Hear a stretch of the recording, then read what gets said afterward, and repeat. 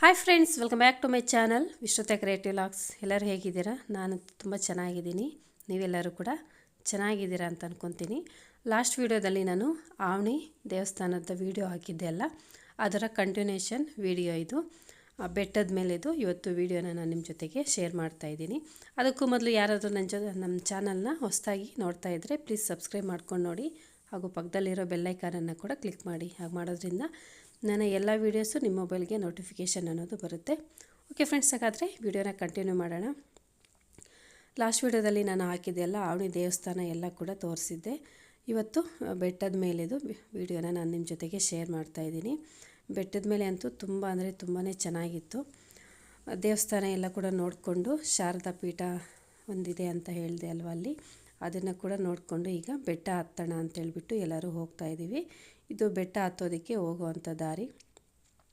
ಬೆಟ್ಟದ ಮೇಲೆ ಕೆಲವು ಕಡೆ ಮೆಟ್ಲುಗಳಿದೆ, ಕೆಲವು ಕಡೆ ಮೆಟ್ಲುಗಳೇನೂ ಇಲ್ಲ, ನಡ್ಕೊಂಡೇ ಹೋಗ್ಬೋದು. ಚಿಕ್ಕ ಮಕ್ಕಳು ಕೂಡ ಹತ್ಬೋದು ನಿಧಾನಕ್ಕೆ. ತೀರಾ ಚಿಕ್ಕ ಮಕ್ಕಳು ಅಂದರೆ ಸ್ವಲ್ಪ ಕಷ್ಟನೇ. ಫಸ್ಟ್ ಸ್ಟ್ಯಾಂಡರ್ಡು ಸೆಕೆಂಡ್ ಸ್ಟ್ಯಾಂಡರ್ಡ್ ಮಕ್ಕಳನ್ನ ನಾವು ಕರ್ಕೊಂಡು ಹೋಗಲಿಲ್ಲ. ಒಬ್ಬ ಟೀಚರು ಕೆಳಗಡೆನೇ ಇದ್ದರು. ಅವ್ರ ಜೊತೆಗೆ ಚಿಕ್ಕ ಮಕ್ಕಳನ್ನ ಅಲ್ಲೇ ಬಿಟ್ಟು ಆಟ ಸಾಮಾನು ಸ್ವಲ್ಪ ತಗೊಂಡೋಗಿದ್ವಿ ಆಟ ಆಡ್ಕೊಳ್ಳೋಕ್ಕೆ. ನಾವು ಮೇಲೆ ಹೋಗಿ ಬರೋವರೆಗೂ ಅವ್ರು ಆಟ ಆಡ್ಕೊತಾ ಇದ್ದರು. ಮಿಕ್ಕಿದ ಎಲ್ಲ ಮಕ್ಕಳು ಕೂಡ ಸ್ವಲ್ಪ ದೊಡ್ಡ ಮಕ್ಕಳೇ ಅವರೆಲ್ಲರೂ ಕೂಡ ಸೇರಿ ನಾವು ಬೇರೆ ಟೀಚರ್ಸ್ ಎಲ್ಲ ಕೂಡ ಮೇಲೆ ಬೆಟ್ಟ ಹತ್ತೋಣ ಅಂತೇಳ್ಬಿಟ್ಟು ಹೋಗ್ತಾಯಿದ್ವಿ. ಇದು ಎಂಟ್ರೆನ್ಸು ಬೆಟ್ಟ ಹತ್ತೋದಕ್ಕೆ. ಇಲ್ಲಿ ದೇವರಿಗೆ ಕರ್ಪೂರ ಹಚ್ಬಿಟ್ಟು ಇಲ್ಲಿಂದ ನಾವು ಬೆಟ್ಟ ಹತ್ತೋದಕ್ಕೆ ಸ್ಟಾರ್ಟ್ ಮಾಡಿದ್ವಿ. ಈ ಬೆಟ್ಟದ ಮೇಲೆ ಲವಕುಶ ಅವರು ಕೂಡ ಇಲ್ಲೇ ಹುಟ್ಟಿದ್ದು ಅಂತೇಳ್ಬಿಟ್ಟು ಹೇಳ್ತಾರೆ. ಅದಕ್ಕೆ ಹಲವಾರು ಆಧಾರಗಳು ಕೂಡ ಇಲ್ಲಿ ಇದೆ. ಸೀತಾದೇವಿ ಅರಣ್ಯವಾಸಕ್ಕೆ ಬಂದ ಮೇಲೆ ಇಲ್ಲಿ ವಾಲ್ಮೀಕಿಯವರ ಆಶ್ರಮದಲ್ಲಿ ಇಲ್ಲೇ ಇದ್ಲು ಅಂತೇಳ್ಬಿಟ್ಟು ಹೇಳ್ತಾರೆ. ಅದು ಇದೇ ಸ್ಥಳ ಅಂತ ಕೂಡ ಪ್ರತೀತಿ ಇದೆ. ಅವರು ಲವಕುಶ ಅವರು ಹುಟ್ಟಿ ಬೆಳೆದದ್ದು ಎಲ್ಲ ಕೂಡ ಇಲ್ಲೇ ಅಂತ. ಮತ್ತು ಅಶ್ವಮೇಧ ಯಾಗ ಮಾಡಿದಾಗ ಶ್ರೀರಾಮ ಆ ಅಶ್ವವನ್ನು ಅವರು ಕಟ್ಟಾಕಿದ್ದು ಕೂಡ ಇದೇ ಬೆಟ್ಟದ ಮೇಲೆ ಅಂತ ಕೂಡ ಹೇಳ್ತಾರೆ. ಅದು ಕೂಡ ನಮಗೆ ಇಲ್ಲಿ ಸಿಗುತ್ತೆ. ಆ ಬೆಟ್ಟದ ಹತ್ರ ಅಲ್ಲಿ ಕಟ್ಟಾಕಿದಾಗ ಅಶ್ವಮೇಧ ಯಾಗದ ಕುದುರೆಯನ್ನು ಅದಕ್ಕೆ ಹುಲ್ಲು ಇಲ್ದಿರ ಅದು ಕಲ್ಲನ್ನೇ ಕೂಡ ತಿಂದುಬಿಡ್ತು ಅಂತೇಳ್ಬಿಟ್ಟು ಕೂಡ ಹೇಳ್ತಾರೆ. ಆ ಕಲ್ಲು ಕೂಡ ಇಲ್ಲಿ ತೋರಿಸ್ತಾರೆ. ಈಗ ನಾವು ಆ ಬೆಟ್ಟದ ಮೇಲೆಗೆ ಹೋಗ್ತಾಯಿದ್ವಿ. ಈ ನಡುವೆ ಚೆನ್ನಾಗಿ ಮಳೆಗಳು ಕೂಡ ಬಿದ್ದಿರೋದ್ರಿಂದ ಬೆಟ್ಟದ ಮೇಲೆ ತುಂಬಾ ಚೆನ್ನಾಗಿತ್ತು. ಗಿಡ ಮರ ಎಲ್ಲ ಕೂಡ ಮಳೆ ಬಿದ್ದು ಗಿಡ ಮರಗಳು ಚೆನ್ನಾಗಿ ಬೆಳೆದಿತ್ತು, ಸೊಂಪಾಗಿ. ನೋಡೋದಕ್ಕೆ ಸುತ್ತಲೂ ಕೂಡ ಹಚ್ಚ ಹಸಿರಾಗಿ ಕಣ್ಣಿನ ನೋಟಕ್ಕೆ ಸುಂದರವಾಗಿ ಕಾಣಿಸ್ತಾ ಇತ್ತು. ಬಿಸಿಲು ಕೂಡ ನಮಗೇನು ಅನಿಸ್ಲಿಲ್ಲ. ನಾವು ಬೆಟ್ಟ ಹತ್ತಿದಾಗ ಸುಮಾರು 11:30ಗೆ ಸ್ಟಾರ್ಟ್ ಮಾಡಿದ್ವಿ ಬೆಟ್ಟ ಹತ್ತೋದಕ್ಕೆ. ಫುಲ್ ಬಿಸಿಲು ಟೈಮಲ್ಲೇ ಹೋದರೂ ಕೂಡ ಬೆಟ್ಟದ ಮೇಲೆ ಅಷ್ಟು ತಣ್ಣಗೆ ಇತ್ತು, ಬಿಸಿಲು ಅಂತಲೇ ಅನ್ನಿಸ್ತಾ ಇರಲಿಲ್ಲ. ಮೇಲೆ ಹೋಗ್ತಾ ಹೋಗ್ತಾ ನಮಗಿನ್ನೂ ತಣ್ಣಗೆ ಗಾಳಿ ಬೀಸ್ತಾ ಇತ್ತು. ಕೂಲಾಗಿತ್ತು ಎ ಸಿಯಲ್ಲಿ ಇದ್ದಾಗೆ, ಅಷ್ಟು ತಣ್ಣಗೆ ಬೀಸ್ತಾ ಇತ್ತು. ಮರದ ಕೆಳಗಡೆ ಅಥವಾ ಬಂಡೆಗಳ ನೆರಳಿಗೆ ಹೋದರೆ ಚಳಿ ಆಗೋಕ್ಕೆ ಸ್ಟಾರ್ಟ್ ಆಗ್ತಿತ್ತು, ಅಷ್ಟು ತಣ್ಣಗೆ ಇತ್ತು. ಈಗ ಚಳಿಗಾಲ ಆಗಿರೋದ್ರಿಂದ ನಮಗೆ ಬಿಸಿಲಲ್ಲಿ ಕೂಡ ಆ ಥರ ಏನು ಬಿಸಿ ಅಂತ ಅನ್ನಿಸ್ಲಿಲ್ಲ, ತುಂಬಾ ಚೆನ್ನಾಗಿತ್ತು. ಈಗ ವಾತಾವರಣ ನಾವು ಬೆಟ್ಟ ಹತ್ತೋದಕ್ಕೆ ಇದು ಕರೆಕ್ಟಾಗಿದೆ ಅಂತ ಅನ್ನಿಸ್ತು. ಇನ್ನೂ ಸ್ವಲ್ಪ ಲೇಟಾಗಿ ಬಂದರೆ ಅಂದರೆ ಒಂದು ಜನವರಿ ಫೆಬ್ರವರಿ ಬಿಟ್ಕೊಂಡು ಬಂದ್ವಿ ಅಂತಂದರೆ ತುಂಬಾ ಬಿಸಿಲಿರುತ್ತೆ. ಶ್ರೀರಾಮನವಮಿಗೆ ಅಲ್ಲ, ಮಹಾಶಿವರಾತ್ರಿಗೆ ಇಲ್ಲಿ ಜಾತ್ರೆ ಮಹೋತ್ಸವಗಳು ನಡೆಯುತ್ತೆ. ಆ ಟೈಮ್ಗೆ ಮೇ ಬಿ ಫೆಬ್ರವರಿ ಲಾಸ್ಟ್ ಅಥವಾ ಮಾರ್ಚಲ್ಲಿ ಬರುತ್ತೆ ಅಲ್ವಾ ಹಬ್ಬ. ಅಷ್ಟೊತ್ತಿಗೆ ಸ್ವಲ್ಪ ಬಿಸಿಲುಗಳು ಕೂಡ ಜಾಸ್ತಿ ಆಗಿರುತ್ತೆ. ಬಟ್ ಈಗಂತೂ ತುಂಬಾ ಚೆನ್ನಾಗಿತ್ತು. ನಾವು ಸ್ವಲ್ಪ ಹೊತ್ತು ಮಕ್ಕಳೆಲ್ಲರೂ ಕೂಡ ಹತ್ತೋದಕ್ಕಾಗೋದಿಲ್ಲ ಅಲ್ವಾ, ಟಯರ್ಡ್ ಆಗಿಬಿಡ್ತಾರೆ ಅಂತೇಳ್ಬಿಟ್ಟು ಅಲ್ಲಲ್ಲಿ ಈ ರೀತಿ ಸ್ವಲ್ಪ ಹೊತ್ತು ಕೂತ್ಕೊಂಡು ನಂತರ ಬೆಟ್ಟ ಹತ್ತಾ ಇದ್ವಿ. 1-2-3 ಸಲ ಕೂತ್ಕೊಂಡಿದ್ದು ಹೋದ್ವಿ. ಅಲ್ಲಲ್ಲಿ ನೀರು ಕೂಡ ಇದೆ ನೋಡಿ. ಈ ರೀತಿ ಗಿಡಗಳ ಮಧ್ಯೆ ಹೋಗ್ತಾ ಇದ್ದರೆ ಫಾರೆಸ್ಟಲ್ಲಿ ನಾವು ತಿರುಗಾಡ್ದಂಗೆ ಫೀಲ್ ಆಗ್ತಾಯಿತ್ತು. ತುಂಬಾ ಚೆನ್ನಾಗಿತ್ತು ಬೆಟ್ಟದ ಮೇಲೆ. ನಾನಂತೂ ಮತ್ತೆ ಹೋಗಬೇಕು ಅಂತ ಅನ್ನಿಸ್ತಾ ಇತ್ತು, ಅಷ್ಟು ಚೆನ್ನಾಗಿದೆ. ಗಿಡ ಮರಗಳ ಮಧ್ಯೆ, ಬಂಡೆಗಳ ಮಧ್ಯೆ ಅಷ್ಟು ಸುಂದರವಾಗಿದೆ ನೋಟ. ಅಂತೂ ಪ್ರತಿಯೊಬ್ಬರು ಕೂಡ ಒಂದು ಸಲ ನೋಡಲೇಬೇಕು ಅಂತ ಅನಿಸುತ್ತೆ ಅಂಥ ಸ್ಥಳ ಇದು. ಹಾಗೆ ಇದು ರಾಮಾಯಣಕ್ಕೆ ಕೂಡ ಸಂಬಂಧಪಟ್ಟಿರೋದ್ರಿಂದ ಒಂದು ಸಲ ಆದರೂ ನಾವು ನೋಡಲೇಬೇಕು.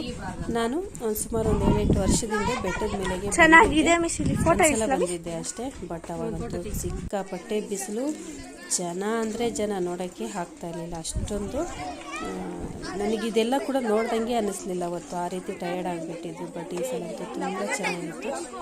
ಈಗ ನೋಡಿ, ಇಲ್ಲಿಗೆ ಬರೋಷ್ಟೊತ್ತಿಗೆ ಇಲ್ಲಿ ಆಶ್ರಮ ಇದೆ. ಇದು ಗುಹೆ ಒಳಗಡೆಗೆ, ಈ ಬಂಡೆ ಒಳಗಡೆಗೆ ಹೋದರೆ ಇಲ್ಲೇ ಲವಕುಶ ಅವರು ಜನಿಸಿದ್ದು ಅಂತೇಳ್ಬಿಟ್ಟು ಹೇಳ್ತಾರೆ. ಅಲ್ಲಿ ಕಲ್ಲಿನಲ್ಲಿ ಮಾಡಿರ್ತಕ್ಕಂಥ ಒಂದು ಹಾಲಾಡಿ, ನಾವು ಮಕ್ಕಳಿಗೆ ಹಾಲು ಹಾಕ್ತೀವಲ್ವ ಆ ರೀತಿದು ಹಾಲಾಡಿ ಇದೆ. ನಾವೀಗ ಒಳಗಡೆಗೆ ಹೋಗ್ತಾ ಇದ್ದೀವಿ. ಇಲ್ಲ ಬನ್ನಿ ಮೇಡಮ್, ನಿಮ್ ಸೈಜ್ಗೆ ಸಿಗಾಕೊಳ್ಳೋದು ಬೇರೆನಾ? ಅಲ್ಲ ನಿಮ್ ಸೈಜ್ಗೆ ಸಿಗಾಕೊಂತೀರಾ? ಆಗಿನ ಕಾಲದಲ್ಲಿ ವಾಲ್ಮೀಕಿ ಆಶ್ರಮನ ಸರ್ ಹಾಲಾಡಿ ಅಂತೀವಲ್ಲ, ಮಕ್ಕಳಿಗೆ ಹಾಲು ಹಾಕ್ತಾ ಇದ್ವಿ. ಸೀತಮ್ಮನು ಲವಕುಶ ಅವರಿಗೆ ಇಲ್ಲಿ ತಗೊಳ್ಳ ಎಷ್ಟು ಗಾಳಿ ಬರ್ತಿದೆ ಸರ್ ಕಡೆಯಿಂದ. ಇದ್ರಲ್ಲಿ ಹಾಲು ಇಲ್ಲ ಬನ್ನಿ ಸರ್, ಇಲ್ಲ ಬನ್ನಿ ಸರ್. ಚಿಕ್ಕದಾಗಿದೆ ಸರ್. ಇಲ್ಲಿ ಮಕ್ಕಳನ್ನ ಸಾಕ್ತಾ ಇದ್ದಿದ್ದು. ನಿಧಾನಕ್ಕೆ ಬನ್ನಿ. ಓಹೋ ನಿಧಾನ ಮೇಡಮ್. ಇಲ್ಲಿ ಮಣ್ಣನ್ನ ತಗೊಂಡೋಗಿ ಒಂದೊಂದು ಚಿಟಿಕೆ ತಿಂದ್ರೆ ಗರ್ಭ ಸ್ಟ್ರಾಂಗ್ ಆಗಿ ನಿಂತ್ಕೊಳ್ಳುತ್ತೆ ಅಂತ ಪ್ರತೀತಿ. ಚೂರು ಬಾಯಲ್ಲಿ ಹಾಕೊಳ್ಳಿ ಕಾವ್ಯ.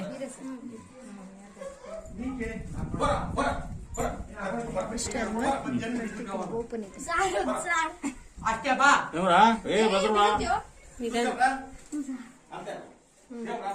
ಸ್ಥಳ.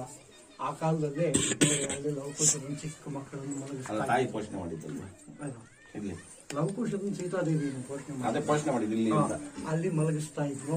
ಬೇರೆ ಎಲ್ಲ ಬಟ್ಟಲುಗಳು ಇವೆ ಇಲ್ಲೆಲ್ಲ.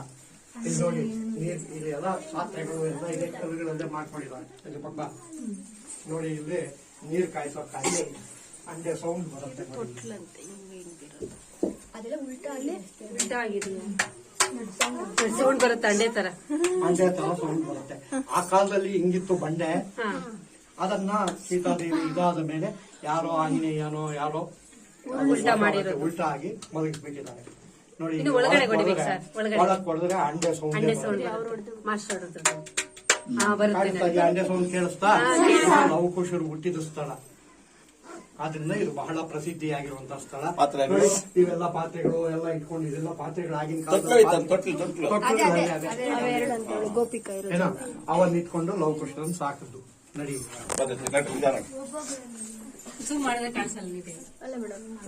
ಎಲ್ಲ ತಗೊಳ್ಳಿ, ಎಲ್ಲ ಪಾತ್ರೆಗಳು ಎಲ್ಲ ಇವೆಲ್ಲ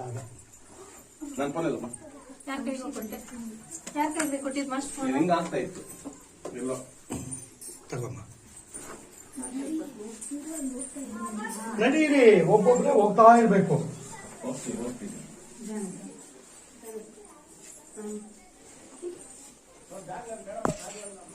ವಾಲ್ಮೀಕಿ ಆಶ್ರಮ ನೋಡಿಕೊಂಡು ಒಂದು ಸ್ವಲ್ಪ ಮುಂದೆಗೆ ಬಂದರೆ ಅವರನ್ನು ತೊಟ್ಟಿಲಲ್ಲಿ ಮಲಗಿಸಿರೋವಂಥದ್ದು, ನೀರು ಕಾಯಿಸೋದು, ಪಾತ್ರೆಗಳ ಥರ ಅಂಡೆ ಥರ ಕಲ್ಲಿನಲ್ಲೇ ಮಾಡಿರ್ತಕ್ಕಂಥದ್ದು ಕಾಣಿಸುತ್ತೆ. ಅದನ್ನು ಆಂಜನೇಯ ಅಥವಾ ಇನ್ಯಾರಾದರೂ ಉಲ್ಟಾ ಮಾಡಿದ್ದಾರೆ ಅಂತ ಹೇಳ್ಬಿಟ್ಟು ಹೇಳ್ತಾರೆ. ನಾವು ಅದನ್ನು ಮುಟ್ಟಿ ನೋಡಿದಾಗ ಸೌಂಡ್ ಕೂಡ ನೀವು ಕೇಳಿಸ್ಕೊಂಡ್ರೆ ಅಂಡೆ ಥರ ಸೌಂಡ್ ಬರುತ್ತೆ. ಅಲ್ಲಿಂದ ಮುಂದೆಗೆ ಬಂದರೆ ಇಲ್ಲಿ ಧನುಷ್ಕೋಟೆ ಅಂತ ಇದೆ. ಇಲ್ಲಿ ಯಾವಾಗಲೂ ಕೂಡ ಪ್ರತಿದಿನ ಅಂದರೆ ವರ್ಷದ 365 ದಿನ ಕೂಡ ನೀರು ಇದ್ದೇ ಇರುತ್ತೆ. ಎಲ್ಲಿಂದಾದರೂ ಸರಿ ಗೊತ್ತಿಲ್ಲ, ಬಂದಿರುತ್ತೆ, ನೀರು ಇದ್ದೇ ಇರುತ್ತೆ ಸತತವಾಗಿ. ಎಂಥ ಸಮ್ಮರಲ್ಲಿ ಕೂಡ ನೀರಿರುತ್ತೆ ಅಂತ ಹೇಳ್ಬಿಟ್ಟು ಹೇಳ್ತಾರೆ. ಅಲ್ಲಿಂದ ನಾವು ಸ್ವಲ್ಪ ಮುಂದೆಗೆ ಬಂದರೆ ಮೇಲೆ ಒಂದು ದೇವಸ್ಥಾನ ಇದೆ. ದೇವಸ್ಥಾನಕ್ಕೆ ನಾವು ಬರ್ತೀವಿ. ಇಲ್ಲಿ ಕೂಡ ಶ್ರೀರಾಮಲಿಂಗೇಶ್ವರ ದೇವಾಲಯನೇ ಇರೋದು. ಇಲ್ಲಿ ಮೇಲೆ ಬಂದರೆ ನೋಡಿ, ಹೊರನೋಟ ನೋಡೋದಕ್ಕೆ ಎಷ್ಟು ಚೆಂದ ಕಾಣಿಸ್ತಾ ಇದೆ ಅಲ್ವಾ. ತುಂಬಾ ಚೆನ್ನಾಗಿತ್ತು. ಸುತ್ತು ಮೋಡಗಳು, ಮಂಜು ಸುರಿತಾ ಇತ್ತು. ಎಲ್ಲ ಕಡೆನೂ ನೋಡಿ ನೀರುಗಳು ನಿಂತಿದೆ. ಎಲ್ಲ ಕೆರೆಗಳಲ್ಲೂ ಕೂಡ ಮಳೆ ಬಂದು ಚೆನ್ನಾಗಿ ನೀರುಗಳು ನಿಂತಿದೆ. ಸುತ್ತಮುತ್ತ ಎಲ್ಲ ಹಳ್ಳಿಗಳು ಕೂಡ ಕಾಣಿಸುತ್ತೆ. ಈ ಸುತ್ತಮುತ್ತ ಹಳ್ಳಿಗಳಿಗೂ ಕೂಡ ಹಲವಾರು ಕಥೆಗಳನ್ನು ಇಲ್ಲಿ ಹೇಳ್ತಾರೆ. ನಮ್ಮ ಮಾಸ್ಟ್ರೊಬ್ಬರು ಹೇಳ್ತಾ ಇದ್ರು ಮಕ್ಕಳಿಗೆಲ್ಲ ತೋರಿಸ್ಕೊಂಡು. ರಾಮಾಯಣಕ್ಕೆ ಸಂಬಂಧಪಟ್ಟಂತೆ ಹಲವಾರು ಕಥೆಗಳನ್ನು ಇಲ್ಲಿ ಹೇಳ್ತಾರೆ. ಈ ಊರಿಗೆ ಈ ಹೆಸರೇನಿಗೆ ಬಂದು ಗಂಜಿಗುಂಟೆ ಅಂತ ಒಂದು ಊರಿನಲ್ಲಿ ಗಂಜಿಯನ್ನು ಹಾಕ್ತಾ ಇದ್ರಂತೆ. ಆ ರೀತಿ ಏನೇನೋ ಕಥೆಗಳೆಲ್ಲ ಕೂಡ ಹೇಳ್ತಾರೆ.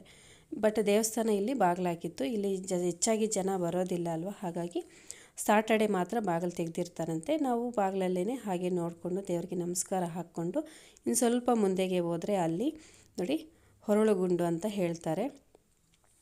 ಇದರ ಕೆಳಗಡೆ ನಾವು ಬಂದರೆ ಒಳ್ಳೇದಾಗುತ್ತೆ ಅಂತ ಹೇಳ್ಬಿಟ್ಟು ಹೇಳ್ತಾರೆ. ನಮ್ಮ ಮಕ್ಕಳ ಬಂದಷ್ಟು ಸಲ ಹೊರಳಾಡ್ತಾ ಇದ್ರು ನೋಡಿ. ಎಲ್ಲರೂ 3 ಸಲ ಇದರ ಕೆಳಗಡೆ ಹೊರಳಾಡಿಕೊಂಡು ಈ ರೀತಿ ಬಂದರೆ ನಾವು ಅಂದ್ಕೊಂಡಿದ್ದು ನೆರವೇರುತ್ತೆ ಅಂತ ಕೂಡ ಹೇಳ್ತಾರೆ. ಮಕ್ಕಳಂತೂ ಎಂಜಾಯ್ ಮಾಡ್ತಾಯಿದ್ರು. ಮಕ್ಕಳೆಲ್ಲರದು ಆದಮೇಲೆ ಫಸ್ಟು ಗಂಡು ಮಕ್ಕಳೆಲ್ಲ ಹೋದರು, ನಂತರ ಹೆಣ್ಮಕ್ಳು, ನಂತರ ನಾವು ಕೂಡ ಒಂದು ಸಲ ಹೋಗಿ ಬಂದ್ವಿ. ತುಂಬಾ ಚೆನ್ನಾಗಿತ್ತು. ಸ್ವಲ್ಪ ದಪ್ಪ ಇರೋರು ಬರೋದು ಕಷ್ಟನೇ, ಆದರೂ ಕೂಡ ಕೆಲವರೆಲ್ಲ ಟ್ರೈ ಮಾಡ್ತಾಯಿದ್ರು. ನಮ್ಮ ಮಾಸ್ಟ್ರು ಕೂಡ ಸ್ವಲ್ಪ ದಪ್ಪ ಇದ್ದರು, ಅವರು ಕೂಡ ನಿಧಾನಕ್ಕೆ ಬಂದರು.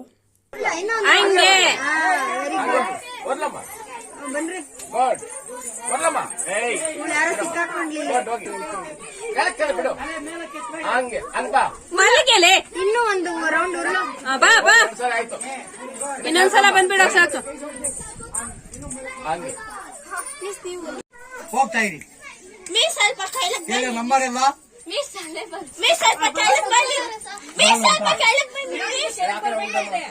ಹೋಗಿ ಹೋಗ್ತಾ ಹೋಗ್ತಾ ಇದಾಗುತ್ತೆ ಮೇಲೆ ಹೋಗಿ ಡೌನ್ ಬರ್ಬೋದು. ಹೋಗಿ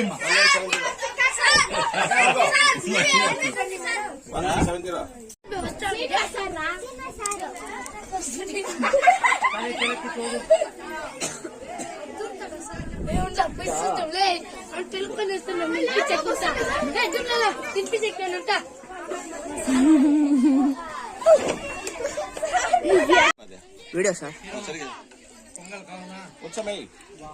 ನಾನು ಬೇಡ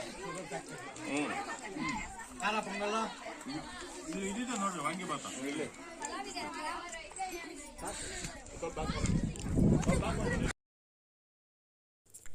ಹೊರಳುಗುಂಡು ಕೆಳಗಡೆ ಎಲ್ಲರೂ ಕೂಡ ಹೋಗಿ ಬಂದಮೇಲೆ ಊಟ ಮಾಡ್ತಾಯಿದ್ವಿ.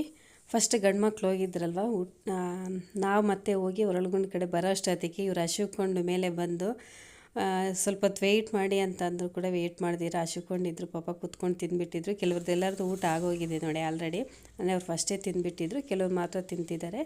ನಾವು ಕೂಡ ಕುತ್ಕೊಂಡು ಎಲ್ಲರೂ ಬಾಕ್ಸ್ಗಳು ತಗೊಂಡೋಗಿದ್ವಿ ಮನೆಗಳಿಂದನೇ ಮಾಡಿಕೊಂಡು. ಅಲ್ಲೇ ಕುತ್ಕೊಂಡು ತಿಂದು ನಂತರ ನಿಧಾನಕ್ಕೆ ಸ್ವಲ್ಪ ತಿದ್ದು ಕೆಳಗಡೆಗೆ ಇಳಿದು ಬಂದ್ವಿ. ಇಳಿದು ಬರಬೇಕಾದ್ರೂ ಕೂಡ ಅಲ್ಲಲ್ಲಿ ಸ್ವಲ್ಪ ಹೊತ್ತು ಕುತ್ಕೊಂಡಿದ್ದು ಬಂದ್ವಿ. ನಾನು ಊಟ ಮಾಡ್ತಾಯಿದ್ದೆ, ನನ್ನ ಫೋನ್ ತಗೊಂಡೋಗಿ ವೀಡಿಯೋ ಫೋಟೋ ತೆಗಿಯೋ ಅಂತ ಹೇಳಿದರೆ ತಗೊಂಡೋಗಿ ನೋಡಿ ಇವ್ರು ಏನೇನು ವೇಷಗಳು ಹಾಕ್ತಿದ್ದಾರೆ. ಒಬ್ಬೊಬ್ಬರು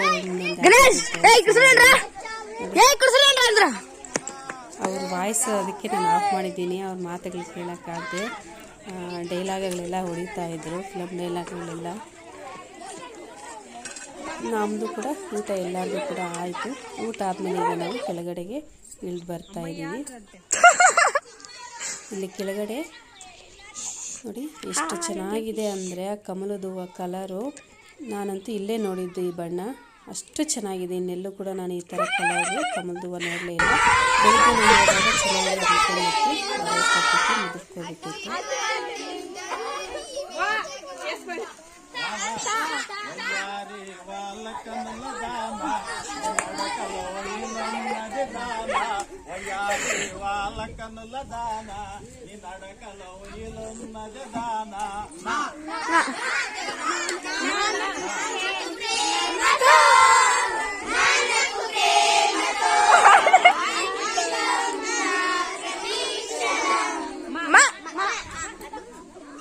ಆ ಕಡೆ ಈ ಕಡೆ ನೋಡಿ ಸಾಂಗೆ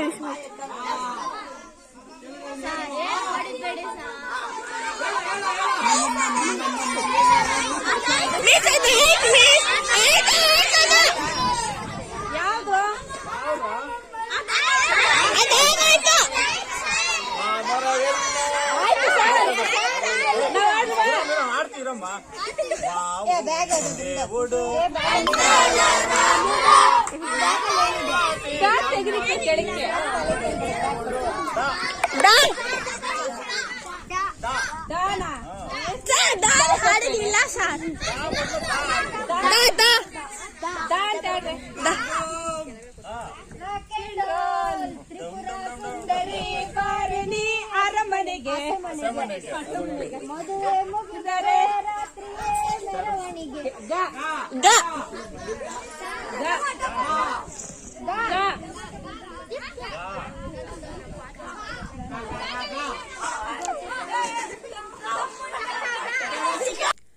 ಬೆಟ್ಟ ಇಳಿದು ಬರಬೇಕಾದ್ರೆ ಒಂದು ಸ್ವಲ್ಪ ಹೊತ್ತಿಲ್ಲಿ ಕುತ್ಕೊಂಡಿದ್ವಿ ತಣ್ಣಗಿದೆ ಅಂತ. ಮಕ್ಕಳೆಲ್ಲರೂ ಕೂಡ ಅಂತಾಕ್ಷರಿ ಆಡೋಣ ಅಂತ ಹಾಡ್ತಾಯಿದ್ರು.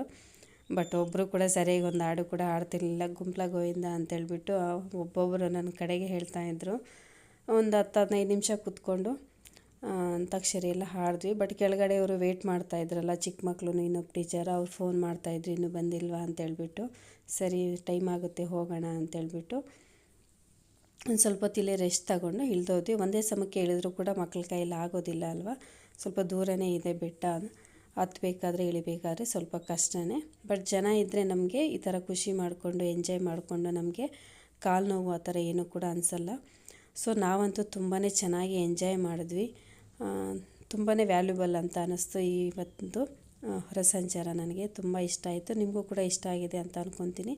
ಯಾರಾದರೂ ನನ್ನ ಚಾನಲ್ನ ಹೊಸದಾಗಿ ನೋಡ್ತಾಯಿದ್ದೆ ಸಬ್ಸ್ಕ್ರೈಬ್ ಮಾಡ್ಕೊಂಡು ನೋಡಿ. ನೆಕ್ಸ್ಟ್ ವಿಡಿಯೋದಲ್ಲಿ ಮತ್ತೆ ಸಿಗ್ತೀನಿ. ಬಾಯ್.